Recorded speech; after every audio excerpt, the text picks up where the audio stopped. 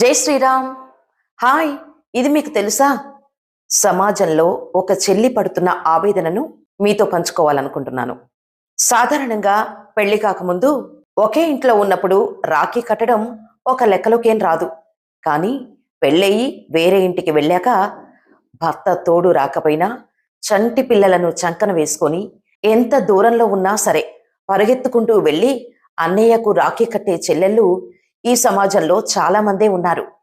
తన అన్నయ్య ఇంటికి తీసుకెళ్లి గౌరవంగా రాఖీ కట్టించుకునే ధైర్యం లేకపోయినా ఆ అవమానాన్ని కూడా భరిస్తూ బయట ఎక్కడో కట్టినా సంతోషించే అమాయకపు చెల్లెళ్ళు ఉన్నారు. కానీ ఈరోజు ఆ చెల్లి ఆవేదన ఏంటో తెలుసా? ఏడాదికి ఒక్కసారి వచ్చే రాఖీ పండుగ కోసం ఎన్ని మెసేజ్లు పెట్టినా రెస్పాన్స్ ఉండదు. పోనీలే అని ఫోన్ చేస్తే ఆ ఫోన్ కూడా ఎత్తే ఓపిక ఆ అన్నయ్యకి ఉండదు. ఏదో ఒక చిన్న నెపంతో లేని సాకులు వెతుక్కుంటూ నేను రాఖీ కట్టించుకోను అని ఆ అన్నయ్య మొండికేస్తుంటే ఆ చెల్లి గుండె ఏమైపోవాలి?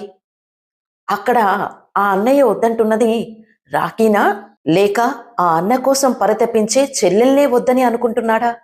ఒక చిన్న మెసేజ్ రాగానే ఎదుటివారికి గౌరవం ఇచ్చి వెనక్కి తగ్గే సంస్కారం ఆ చెల్లిది. అన్నా, నీ దగ్గర నుంచి నాకొక్క రూపాయి వద్దు, నీ ఆశీర్వాదం ఉంటే చాలు అని వేడుకుంటున్నా కాదంటున్నాడంటే అక్కడ గెలుస్తున్నది ప్రేమ కాదు, కేవలం ఆ అన్నయ్య అహంకారం మాత్రమే. తన తప్పులను కప్పిపుచ్చుకోవటానికి, తన ఇంట్లోని పరిస్థితులను తట్టుకోలేక చెల్లెల మీద నిందలు వేసి రాఖీని కాదంటే కోల్పోయేది ఆ చెల్లిని కాదు, కాలం మారినప్పుడు నీకోసం నిలబడే ఒక పవిత్రమైన రక్త సంబంధాన్ని.